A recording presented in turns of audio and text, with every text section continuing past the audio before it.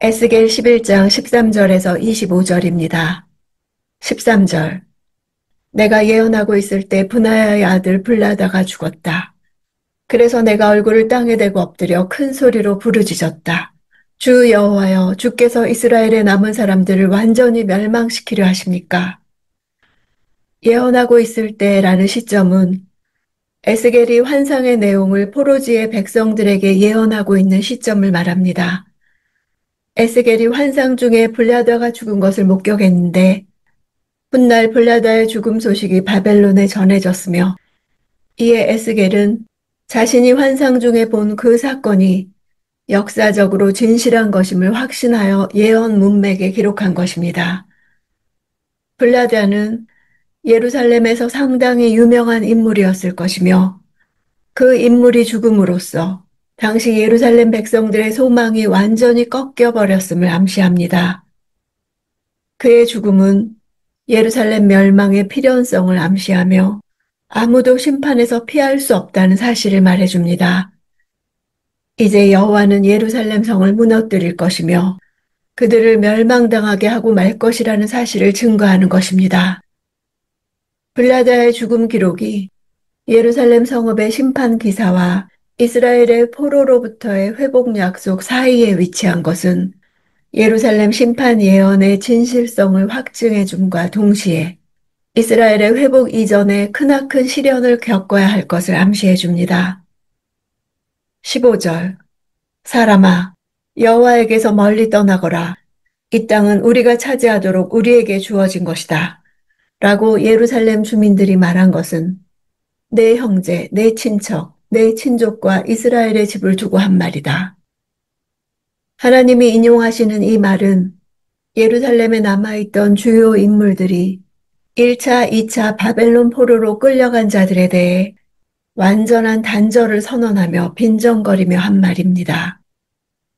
그들은 포로로 끌려간 자들이 하나님께 버림받았다고 여겨 하나님의 기업인 가나안 땅을 유업으로 받는 것에서 배제되었다고 여겼습니다. 오직 자신들만이 영원한 기업인 예루살렘에서 영원히 안전하게 살 것이라고 속단한 오해였습니다. 사실 그들은 한 치 앞도 내다보지 못하는 영적 소경들이었으며 당시 예루살렘 심판의 예언을 피를 토하듯 외치던 예레미야 선지자를 거짓 선지자요, 매국노로 몰아붙여 박해하던 악인들이었습니다. 친족이란 단어는 기업 물을 자 고엘입니다. 그들은 포로로 끌려간 자들도 함께 기업을 받을 형제임을 생각하지 못했습니다.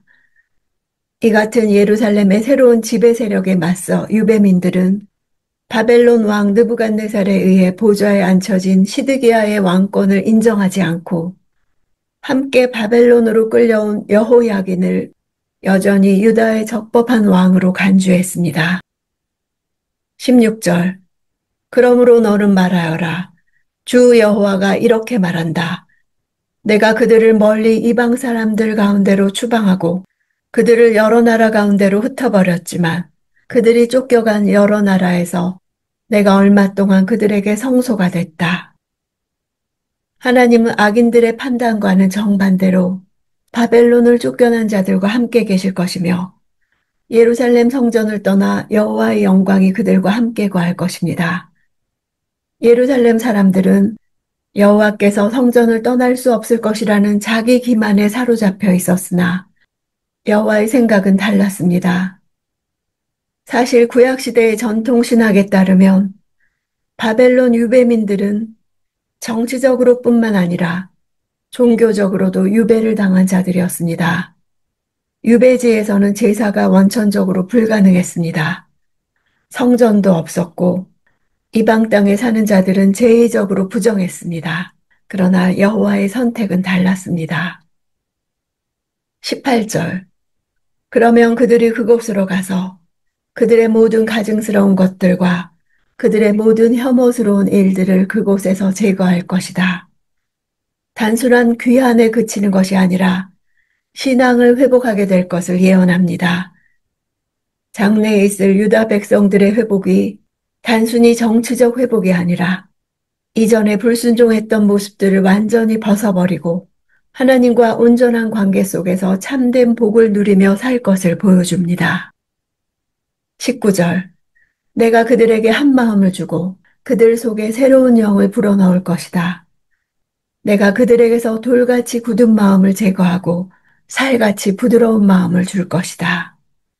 이 말씀은 36장에서 다시 반복됩니다. 이 예언의 성취는 1차적으로는 이스라엘 백성의 고토 귀환 이후일 것이고, 궁극적으로는 예수 그리스도의 죽으심과 성령 강림 시점입니다. 예수께서 십자가에 돌아가시기 전날 밤 자신의 피로 언약을 세우시며 그 언약의 적용은 성령의 역사로 이루어질 것을 말씀하셨습니다.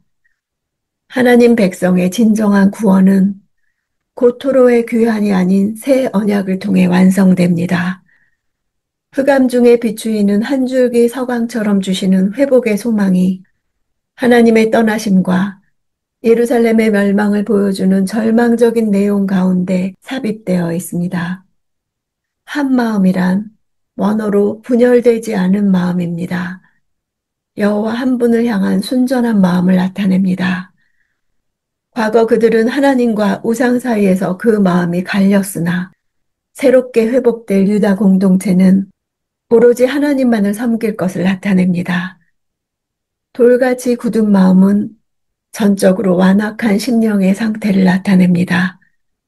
살은 인간의 피조성과 한계를 말합니다.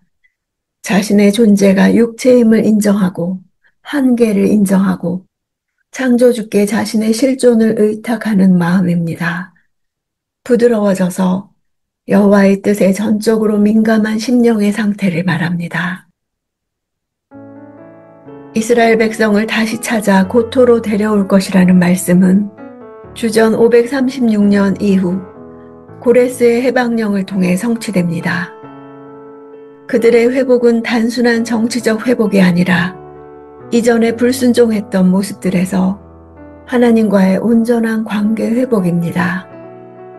하나님의 시각에서 보면 유배는 징벌에서 끝나지 않고 멸망 이후를 위한 준비였습니다.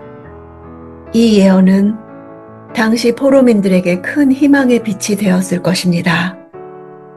다니엘 등과 같은 신실한 사람들은 예레미야의 예언과 더불어 바로 에스겔의 이러한 소망적인 예언에 힘을 얻어 신실한 삶을 지켰을 것이고 고토 귀환을 소망하며 간절히 기도했을 것입니다.